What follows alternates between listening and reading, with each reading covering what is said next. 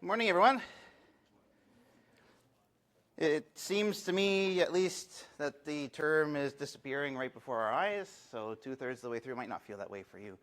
But I know that this term seems to be quickly for me. We've got the midterm break next week, which seems like it's coming a little bit late. I don't know, you're probably tired after more than 2/3 of the term passing by the time you get a week off, but there quickly. For the last few days and for just today and next day, we've been and will be talking about compression members.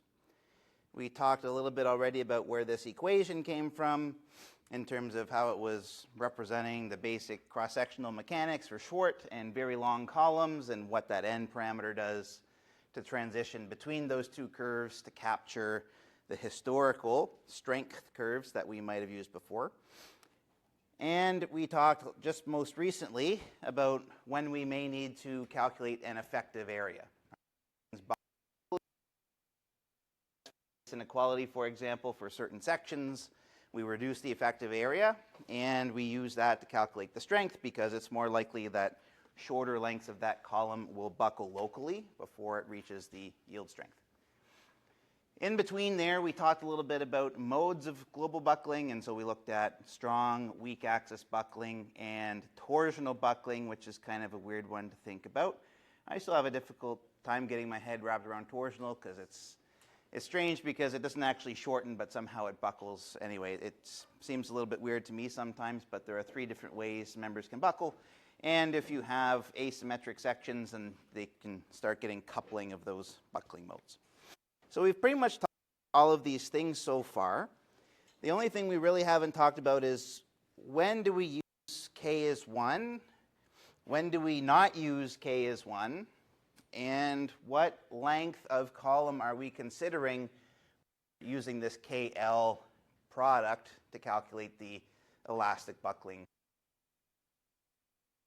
And so basically today is going to be all about figuring out what those should be. And so today we're going to talk about the effective lengths of compression members. It's very, pardon me, it's very situational. And I'm going to try to provide some for when we'd be using K as 1. And from time to time, we'll be using K values less. Do that as much as we used to historically in terms of analysis and design, but it's still a common approach, so I continue to cover it in this course. Basically, for doubly symmetric sections like wide flange sections or cruciform shapes that we don't really deal with too often, these 3 primary uncoupled modes of global buckling. And so we should be thinking about things of weak axis buckling or buckling about the geometric Y, buckling, torsional buckling.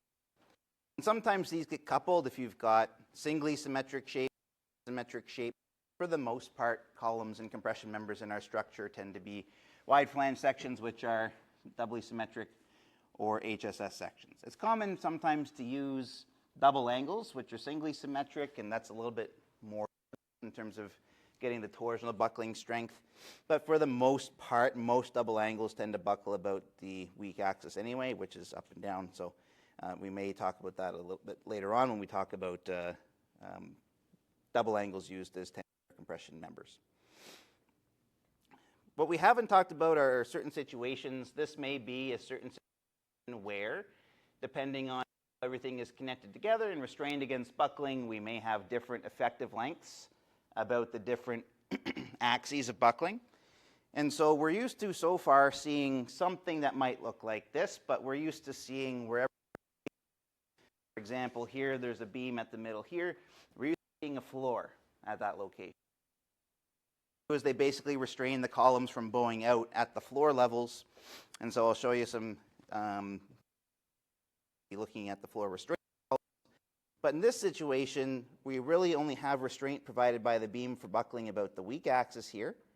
And there's nothing really restraining this column in between the bottom here and the top up here against strong axis buckling in a mode that looks something like this.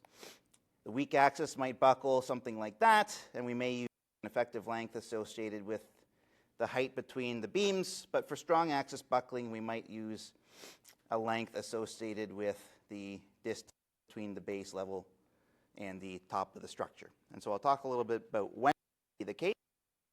We also, from time to time, may run into situations where our columns are not connected to beams with simple shear connections.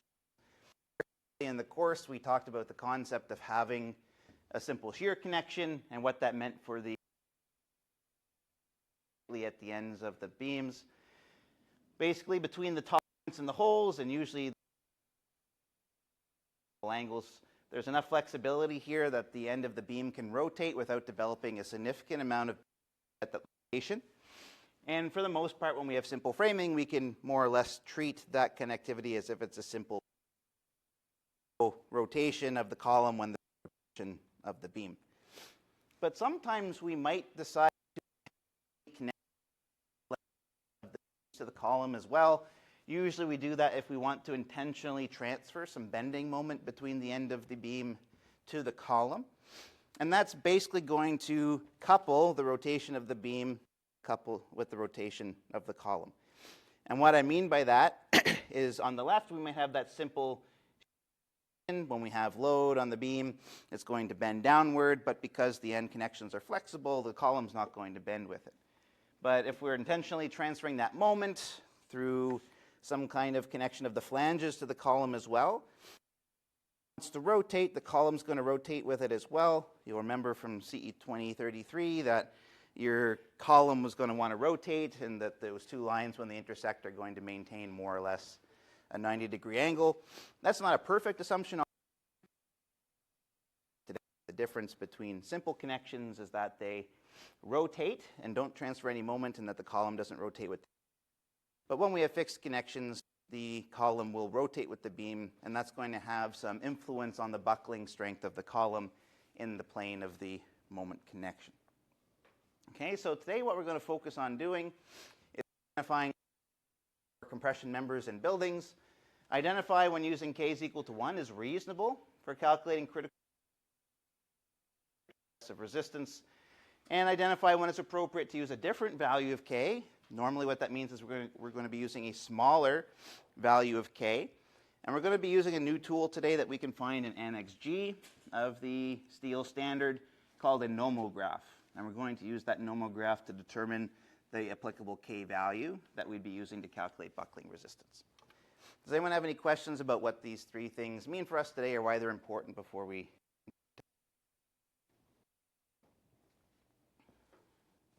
Okay.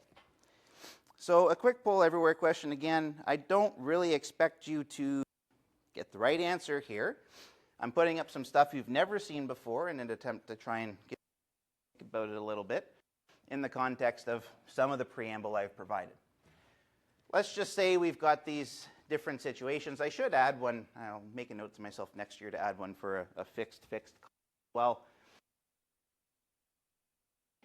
column, and we're going to model it the same way that we did in lecture 20. We simple top bottom. How does this effective length compare to these other situations? And rigidly connect bottom so that when the column rotates, the beams will rotate the footing at the bottom, and one where we've got rigid connections to the beams at the top and a footing at the bottom. Which one of these do you think has the longest effective length when we're doing these calculations?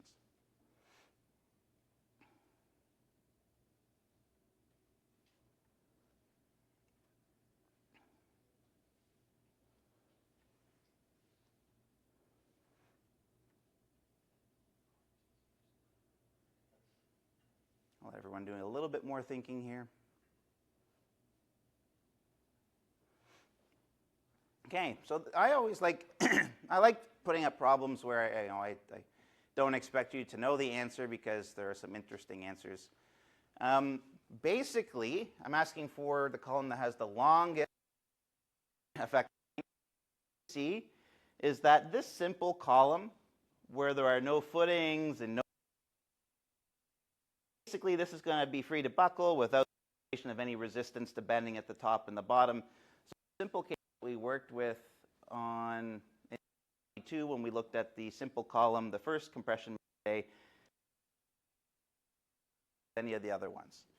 Basically, in these situations, we're going to be adding some at the bottom of the column. And if we compare that to this situation, if the column is going to meet some resistance to buckle, or it's not going to meet any resistance to rotating at the bottom, in a similar way, in order for this column to buckle the same way this one would, you have to twist the beams. It's going to make it more difficult to buckle, and that's going to reduce the effective length. This situation, the top and a footing at the bottom, we're going to see that footings are them beams using rigid connections. And today we're going to see that this and this are very similar. The first and third cases are going to be very similar in terms of their effective length, and demonstrate that graph that we're going to talk about today.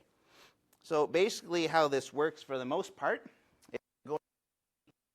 when these columns buckle to the right in this case, these beams are going to be bending in this direction, which means there's going to be a bending moment developing here and a bending moment developing here. That's going to increase the resistance because it's preventing the column from buckling and shortening the effective length. And here KL is something that's less. In this situation in the third, we're going to see it's not exactly right, but for the most part footings can be conservatively treated as pins, but also pretty accurately. And the connection of the column to the beams here as pins. And so for the most part, we're going to see it's going to be very close to KL is equal to L. It's very, very slightly less than the effective length of the column when there's no foundation or beams. Something similar, there's a moment here that's preventing a little bit of the buckling, but the base is going to be still. The longest value of KL is going to be for the first column, and the shortest value of KL is going to be for.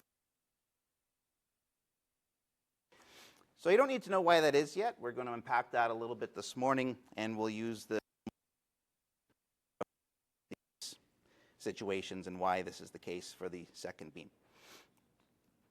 So I'm going to just start by talking when it's okay for us to take KL is equal to L. I just showed you on the previous slide. I'll demonstrate later using the note that for the most part, when we have columns in buildings with symmetry, we're going to provide a lot of rotational restraint to the columns. The footings are also not going to provide a significant amount of restraint to the columns. And so for typical buildings, we're generally going to see that in between stories where the floors are present to brace the columns from buckling. The column on the outside, for example, we're basically going to treat these columns of a length that is between the stories equal to the story height. And so we're going to take the center to center between the different floor levels. And in between each level, we're basically going to assume that the column can buckle in a very similar manner from the top. Oops, a very good curve there. And so what we're doing is we're going to look at every column at each level, and we're going to take the L value as being the height in between stories. And basically, as long as we make simple connections to the beams and footings at the bottom, in all of these situations where we have simple framing, it's going to take K is equal to 1.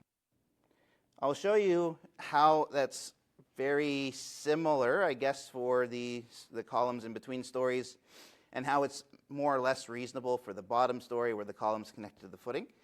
But for the most part, for all of your project work, when you're designing your columns, you can take L is equal to the height between stories, and you can take K. That's for braces. If you're designing braces to be compression as well as it's conservative to use and I may use a different color so it shows up a bit better here. It's conservative to call the centerline dimensions, which would be the distance between the points that all of the members intersect, and take that as the effective length against buckling. So L might be equal to the center of center length, which is this. And for braces, usually is equal to something like 0.9, and the reason for that, I might write that up here. There is some rotational stiffness that develops at the gusset plates, at these connections when they start to buckle. And so you can length, if you don't know what the length of your brace is. And if you're the engineer of record, you don't really know what the connection's going to look like, and so it's difficult to take anything else. So from time to time, the appropriate, maybe I'll zoom in here a little bit, you can kind of see the end of the brace out here and here. If you know a little bit more about what the connection is going to look like, you're able to take a slightly smaller length. The brace is generally not going to buckle about these 2 points here. The brace is going to buckle about the end than the centerline dimensions. And so from time to time, it might be acceptable to take 90% length that you're basing based on centerline dimensions. So let's just say LE is this one. You might say LE is something like 0.9 times L, which would be the centerline dimensions there on the right-hand side. And so for your braces, when you're designing them to be tension compression, you can normally pair an effective length factor of 0.9, with an actual length of 90% of to calculate the compressive resistance of your brace. Okay, so these are some pretty simple framing or simple gusset plate connection. Columns, length is the height between stories with K is 1. Braces, the length can be centerline dimensions with K is 0.9 because of the gusset plate stiffness, or you can even reduce the length a little bit and still use the same effective length factor. That's all you need to know for the design of your buildings. Okay? Designing the compression members in your structures for the design project. Does anyone have any questions about those concepts before we continue on? Okay. So simple. And what I'm going to show you next here is something that will make your life easier. We've talked a lot about global modes of global elastic buckling. And in that video lecture, you would have seen a curve that looks something like this. And basically, as long as we, for our simple buildings, know that the length of the column is the length and K is 1, basically for columns in your building, the effective modes of global buckling. Weak axis, strong axis, torsional. The effective length is going to be the same for those situations. And so if we, for example, have a column that's 4,500 millimeters long, 4.5 meters, we might come to this point here. And if we wanted to use this chart, which plots the compressive resistance for each mode of buckling, we would come up here. The line that represents the smallest compressive resistance is the weak axis buckling resistance. Of the time, your simple columns in your building with simple framing, the governing buckling is going to be the weak axis buckling mode. We can see this because for the same effective length, for torsional buckling, way up here for strong axis buckling, and we're going to see that for our simple weak axis buckling is going to govern pretty much every time, and we'll talk about that next day when we design or select the cross sections that we're going to use as columns in our building. Where this is not true is in situations like this, where we might have what's called a multi-tier braced frame. It's called a multi-tier braced frame. 2 tiers as if it was a 2-story structure, but it's a single-story structure. As I'd mentioned before, for the strong axis, buckling in and out of the plane of the frame, we've got LX. And so the column is free to buckle basically in this direction about its full buckling length about the strong axis. As for the weak axis, it's basically constrained to buckle in between the beams at each level, because this beam is providing some at the midpoint. And so we basically have Ly. And we may also have, depending on how this brace is actually going to be connected, how the column is going to be connected to the beam, if we look at the simple shear connection, that's not really doing much to prevent twisting of the cross section at that location. And so it's not uncommon to also use Lz is equal to Lx here. The way that this column is restrained, we have a slightly smaller effective length. It's not restrained at all against strong axis buckling along the length, and so we get the full column height for the effective buckling length. And for torsion as well, restraint provided by that connection, and so it's free to twist.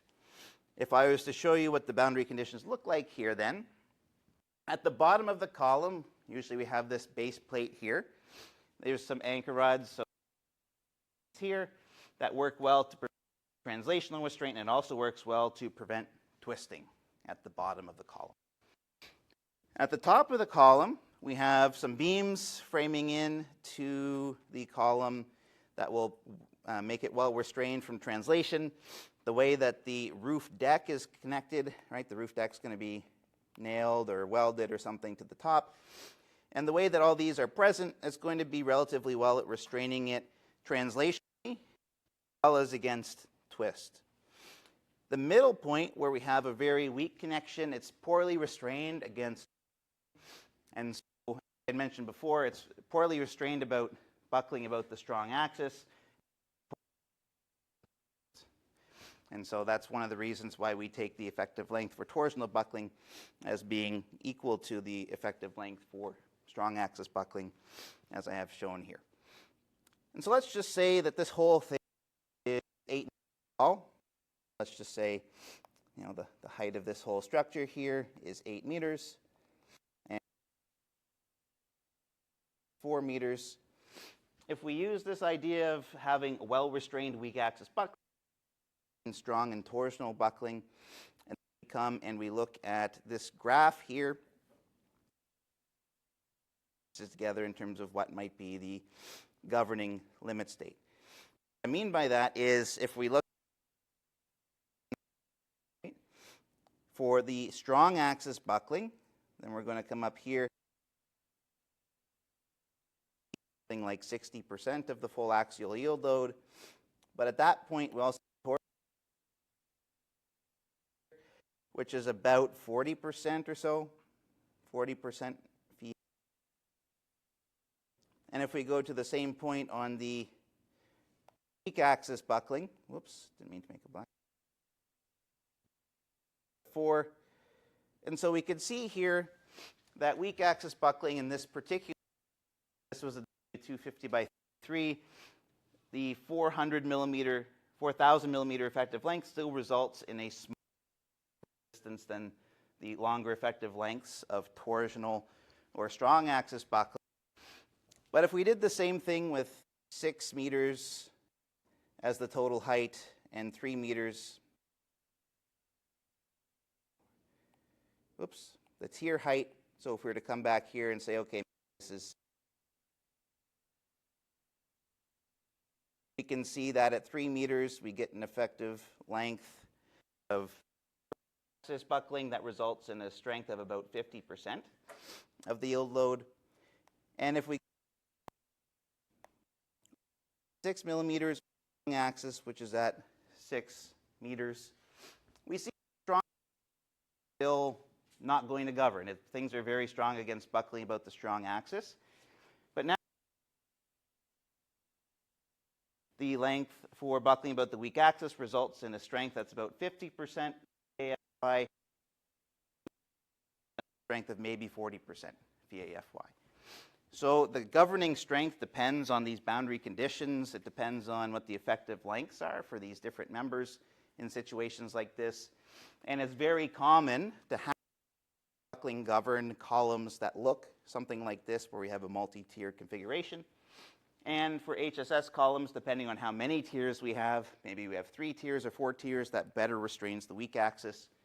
It's likely that we'd get strong starting to govern when we have more than 2 tiers. Okay, so that was a lot to say that these columns have 2 different effective lengths, whether you're working at weak axis, strong axis, or torsional. What those lengths are and how long they are compared to, for example, a length of 0 will tell you from this graph which one's going to govern. If you were to do the calculations, we would see in this particular case that torsional buckling would be the governing mode of buckling, and we'd use that to calculate our compressive resistance for that member. Does anyone have any questions about that situation before we continue on?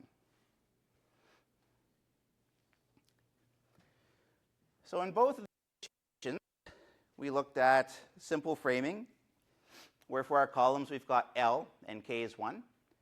We could do the same thing for the braces to be conservative, but maybe use 0.9 to consider the gusset plate stiffness.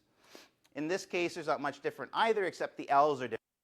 Okay, so for the simple framing, the L's were the same for the other building. For this but in this situation, we're still not really looking too much about rotational restraint and how that might result in a slightly different K factor. Hands a little bit and said, well, the gusset plates might result in a slightly smaller effective length for your brace. I'm skipping that ahead a little bit. I did want to say one more thing about braces, especially when this situation comes up quite often when you've got X bracing that's intended to work as tension. Pretty common for us to design these as tension only.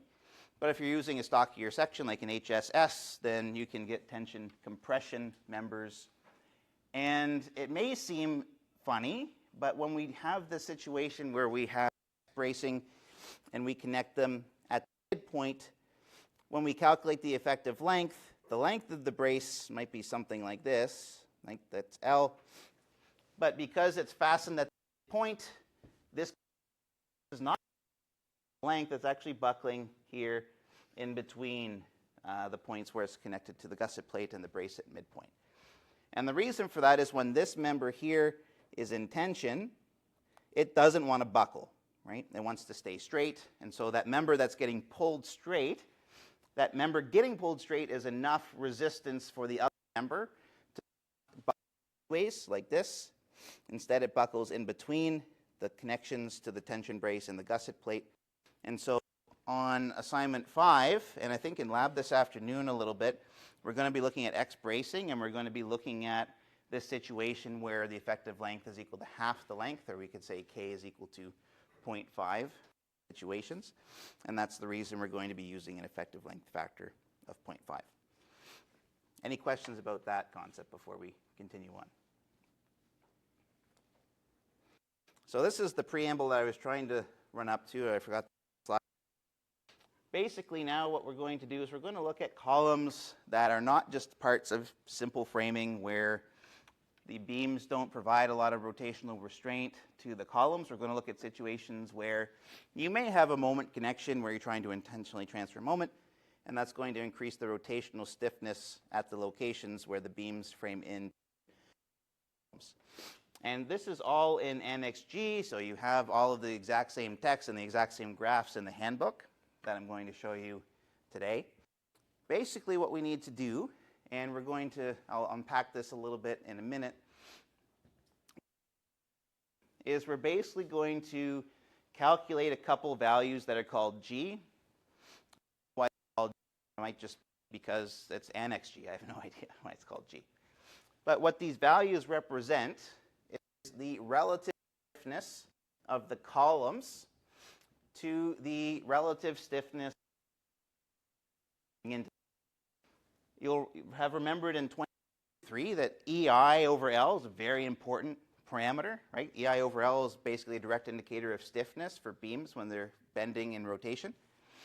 And so we're going to see that the stiffness at the upper joint is going to be based on the stiffness of the columns as well as the stiffness of the beams that frame into them. Same thing for the lower joint. The stiffness of the columns relative to the stiffness of the E here, because E is the same for structural steel, and so we don't need to keep E in there. E just gets out. And so this is all going to be based on I over L ratios, moment of inertia to length ratios for the beams. And what we're going to do is we're going to use these values, and we're going to plot them. We're going to calculate this and plot that on the scale here. We're going to get anything. And we're also going to have a GL on the right-hand side, and this ratio is going to be anything between 0 and infinity. I'll show you how this works in a minute, but it's important to have a sense for why the scale works and how do we get infinity. Well, if we've got G, doesn't really matter. And let's say, this is a ratio of I over L for the column, the beams. If we go all the way back here to this slide, when we have beams that frame in an intentionally transfer moment, and so the beams are going to contribute to the stiffness that prevents buckling.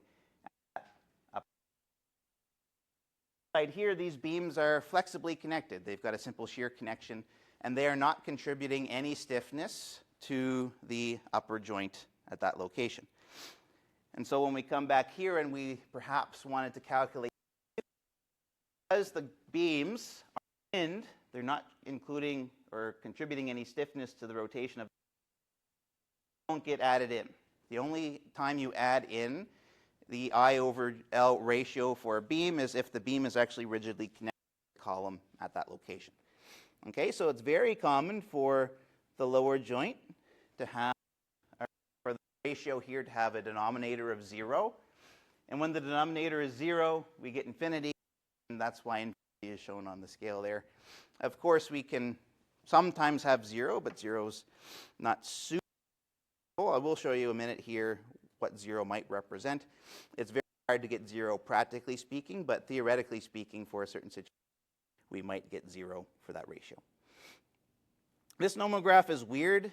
What it's doing is trying to solve this equation here. There's an equation that basically says, depending on the ratio, GU and G, an equation for K, which is what we're trying to solve for. This is a very equation, as you can see, tan of pi over k. There's very little hope of solving this mathematically. And so the easiest way is to do it numerically, or back in the days we would do it graphically. And so what this graph gives us is the root of the equation I just showed you, depending on what you calculate for GU and GL. So it's a very interesting equation. I only saw it once in grad school, and I really have fond memories of going through. But there are some things to know about what this equation is doing. It does is it assumes that all columns are buckling, basically at the exact same time. To think about, but basically it's saying, well, okay, these columns are going to be buckling, and these columns are going to be buckling, something like this, and these columns are going to be buckling. And we maintain the 90-degree angle between all of the beams and columns. The beams are flex this, and they're going to contribute some rotational stiffness, but they're also rotating at each end. And so the frame is assumed to buckle something like this under the vertical gravity loads that are applied to the structure. Basically saying, well, we're not just getting one column buckling, we're getting everything buckling, and that's important for the calculation of the values. What does that mean? Well, we tend to look at one section at a time. Let's say we're going to look at that column. What we're going to do is we're going to basically say, okay, well, we're going to cut out all the stuff from this building, and we're going to look at that column, but we're also going to look at the columns that are connected above and below, that are connected to the left and to the right. And so if we do that and we zoom in on something like this, and we assume that this column's buckling, these are doing something like this. This beam is also rotating something like this. This beam's rotating something like that. And when we calculate the G values, we consider all of the members that are rigidly connected to the column at this spot. Okay, so when we calculate the for G, we've got a beam over here to the right, we'll call that, and a beam over here to the left, to avoid confusing left and right with the lower and upper joints. And so we've got the column itself that we're looking at. Okay, so this is going to say that's the column, and this is the set joint. So I don't know, let's just say it's column 2 and column. When we're calculating GU and we calculate the I over C or IC over LC ratio, we're basically going to take 1 plus 2, and we're going to divide that by the I over G ratio for girder 1 and the I over G ratio for girder 2. Joint, we have girder 3 or beam 3 and girder 4 or beam 4. Taking the same column, which is 1, that's the one we're interested in, but now we're going to take the contribution of column 3 and divide that by the I over G ratio for beam 3 and the I over G ratio. Okay, so we look at the upper joint separately. This is the column that we're looking at, and this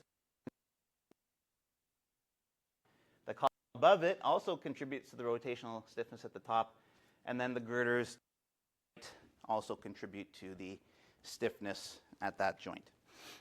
If any of these beams was not rigidly connected, let's just say there was a simple shear connection here, that beam would not bend and the column buckles, and in that situation we would not include the contribution of that element to the rotational stiffness. Okay, so it really depends on how the beams, and there are some problems to go through on the quiz to help solidify that a little bit. So how does this work in different situations? Let's just look at this. We've got maybe GU is infinity and GL is 0. Can you think of any situations that might represent GU of infinity and GL of 0? Well, the traditional of the top at the bottom, that was a 2023 problem, right? What was the K factor for a column, roller at the top, and a fixed condition at the bottom? Does anyone remember what K was? Ideas? Well, in 2023, whoever taught you that class would have told you that for this case, K is equal to 0.7. So let's see if we can get that on the nomograph. Well, GU is infinity because there's only the column there. GL is 0 because this is an infinitely stiff rotational condition at the bottom. So if we were to think of sum of IC over LC over there, this is infinity. And so a perfectly fixed condition at the bottom is infinity. And so if we look at GU and we use infinity, and we look at GL 0, and we're to draw a relatively straight line between those 2 points, the nomograph tells us that K is here in the middle, and that K is 0.7. Okay? That the nomograph makes sense for one of these problems that we would have looked at before. What about GU is 0 and GL is 0?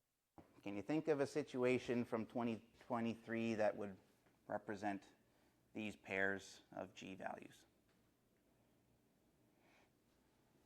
Well, fixed fit, right? C over the contribution of the girders or the supports here, it's perfectly stiff, and so IC over infinity is 0. What was the effective length factor for this situation? I hear a whisper. 0.5. Right? So let's look at this. Well, GU is 0, GL is 0. We connect those straight lines, right? Not very poorly passed through those straight lines. Let's try that again. That did not make my point at all. Here, when we go through the nomograph, we're going to get a K value of 0.5. Right? It works for this situation that you would have seen before. And we'll look at one more. Let's look at the case of GU's infinity and GL. What simple problem from 2020 do those G values represent? Should be a pattern here, right? Well, there's no contribution other than by the column to the rotational stiffness. This is the the pin-pin case or the roller pin case. Here we are in the first part of the lecture today. And if we were to use the nomograph to say we've got GU's infinity and GL's infinity, well, we pass through K, and we get, again, K is equal to 1.0 for that situation. Okay, so we're happy, or at least I'm happy, maybe you're not happy, but I'm happy that for these cases that we've seen before, the nomograph is giving us reasonable values for K. All we need to do now is see, okay, well, those were simple values of GU and GL. If we had a more practical case, numbers are framing in and we were to calculate GU and GL values, how is that going to work? Before we get into an example of that, there are a couple other things that we can do. I don't care much about this part here. It's very difficult to get these situations. But, oh no, that's not fair. Get the situation where the far end is fixed against rotation. Basically what that would mean is we've got a girder that's rigidly fixed against rotation. It's not fixed against rotation to the column, and maybe there's a column over here. When this column buckles, because it's rigidly fixed, it's going to buckle something like that, or bend something like that. That's going to increase the rotational stiffness. Because this end can't rotate, that's going to increase the stiffness of beam stiffness of 2 EI over L to 3 EI over L, and in that case, to 4 over L. And in that case, we're doubling the strength. So if you ever have a situation where the girder connected to the column at the other end is stiffness by 2, it's more common to have it pinned. And so if it's connected through a simple kind of connection at this point here, it's also going to bend something like this, which is a little bit less stiff, but it's better than having a column rotate in the same direction. When it's buckling and twisting that beam, we do get a 50% increase in stiffness. And a common situation for that is if we have, again, a column and maybe we've got rigid connections to the columns, but maybe it's pinned over here. In this case, we would multiply the IG part by a factor of 1.5. More importantly here is if we've got a column that's supported but not rigidly connected to a foundation, we can take G as 10. But if we have a column that is rigidly attached to the footing, we can take G as 1. These are simplifications, right? It's very, very difficult to figure out the rotational stiffness of a column or a footing. Not the column, but a column connected to the footing. And the last thing I'll say before we get into a slightly more involved example is that in this case, if we have a column that has simple framing at the top, basically we have this part not contribute any rotational stiffness because they have those simple shear connections that get rid of the stiffness in the moment. And if we have GL of 10 at the bottom, which means the column is basically just sitting on, but it's not really connected to prevent any moment. If we do that and we take the representative values of GU and GL of infinity and 10, I end up, by my estimation, getting a K value of 0.96 for that situation. And so again, if we go all the way back to this slide here, I had basically suggested that your column and simple framing at the top and a footing at the bottom is very, very close to KL with K is equal to 1. And using the nomograph with those situations, I can demonstrate that a little bit better. I mean, 0.96 is, to me, is almost 1, but if you take KL squared, you might be able to increase your strength by 10%. But for me, for all practical purposes, I would just take K is equal to 1 in this case. Now, this is going to be interesting because I did spend a little bit too much time talking, and maybe you can slap my wrist for that. But we're going to look at a very quick example here in our example building. And what we're going to do is we're just going to assume all of a sudden that all of our beams, instead of having simple framing, they're rigidly connected. The braces aren't going to have anything to do with this. And what we're going to do is we're going to look, I believe. And so this column is going to have a length of 400 millimeters based on the geometry for our structure. And if we pull that out and say that the beams are all rigidly connected and we've got a length column, actually looking at this one here. Okay, so that column there. So the column below it is the one that's 4,500 millimeters long. The column we're looking at is 4,000 long. And the column above is 4,000. We've got girders or beams on the left and right. And so if we were to change all of the connections in our building to these moment connections, let's try to calculate the effective length factor K for this column, basically we're saying what is K? Okay, that's the example here. There's information to consider. We've got the columns that we'll assume are W310 by 97s. Above is 250 by 73, not drawn to scale, of course. And then the columns or the girders are going to be 460 by 74 at the top and 530 by 92 at the bottom. Does anyone have any questions about what we're trying to do in this very quick example before we crunch some numbers and get K? It should be relatively quick to go through. Any questions? Okay. So to use the nomograph, we need GU and GL values. We'll start with GU. Whoops. GU is the upper joint. GL is the lower joint. For GU, we're looking at the column that we care about, the column above it, and then we're going to look at these 60 by 74s. Okay, so those are the ones that we want to look at. GU, it's the sum of IC over LC divided by IG over LG. So basically, I over L for the 250 by 73, which is 4,000 millimeters, the I over L for the, and then the I over L values for the 460 by 74, and there are two of those on each side. So we have, for the column, I of the 310 over L of the 310, I of the 250 divided by L of the 250. The subscripts here are just to denote the size differences. And instead of going to do 2 times I for the 460 over 460, right? Because we've got the girder on the left and the girder on the right. We've got 2 W460s. The I over L ratios for those, we've got 2 of them. L is pretty easy. It comes from our problem here. L for the girders is 7,500. L for both columns is 4,000. I has to come from the where? Where do we get I?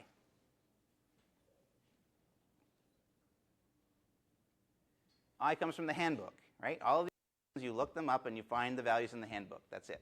So you go and you find on page something whatever. Do I have the page value listed here in my notes? I didn't list the page value, but you can go look that up yourself. Basically, for the 310, I for the 310 in this specific problem is 113 times 6 to the 4. 250 is equal, oops, sorry, I got that the wrong way around. I for the 250 is 113 times 10 to the 6. 222 times 10 to the 6 millimeters to the 4th. And I 460 is equal to 332 times 10 to the 6 millimeters to the 4th. Okay, so we can do this calculation. Don't worry about writing those numbers down because they'll be available for you here in a second. But what we end up with then is the 222 times 10 to the 6 over 4,000 millimeters plus 113 10 to the 6 over 4,000 millimeters divided by 2 times 332 times 10 to the 6 over 7,500 millimeters. And if we do that calculation, we end up with a GU value of 0.946. Okay, so just to summarize that quickly, we looked at the upper joint. For columns, we had that W50, the W310. The W310 is what we're calculating K for. The girder at that location for the 60s by 74. We get the I values and L values for all of the members. L's divide by the beam, I over L's, and get a ratio of 0.946. Are there any questions about that calculation? Okay, so for the interest in time and we can also do GL, right? It's the same 310 by 97. The difference here now is the L is different for the bottom section of column, but now I is the same. But we have different girders framing into it. Okay, I'm just going to write this, and you can see in the example notes, GL. Maybe I'll just ask this quickly. Do you expect the GL to be smaller or bigger than the GU value, do you think? Well, in this case here, we've got much deeper beams, 530 by 92. They're heavier and deeper. Their I values are bigger. GL, if you were to do the ratio, ends up being 0.712. And the last step here, now that we have U and L, is to use the nomograph to figure out what K is going to be. On the left-hand side, we have GU, which is 0.946. This is not an exact science by any means. It's probably something like that. And on the GL side, we had 0.712. Again, not an exact science. Something like this. And to get K, we draw a straight line, and to the best of my ability, I get something like this. And what we see there is we pass through the K axis is equal to 0.75. Okay. What does this tell me about this particular column? Well, it means the K value is quite a bit less than 1. It's something between pinned at the top, pinned at the top, fixed at the bottom. In fact, it's a little bit closer to the fixed pinned case, a little bit likely to buckle than the fixed pinned case. Okay, so we looked at the situation, calculated GU and L. To save time, I gave you what GL was calculated to be, and once we plot those on the nomograph, we can use that to the effective length value of K is 0.75. Anyone have any questions about that before we wrap things up? Okay, well, now you should be able to identify unsupported or buckling lengths for compression. Identify when K is equal to 1 is fine, and identify when it's appropriate to use other K values, and when it's appropriate to use other K values, use that nomograph to determine what K should be. Does anyone have any questions about anything we talked about this morning before we wrap things up for today? Cool. Thanks, everyone. See you on afternoon in lab.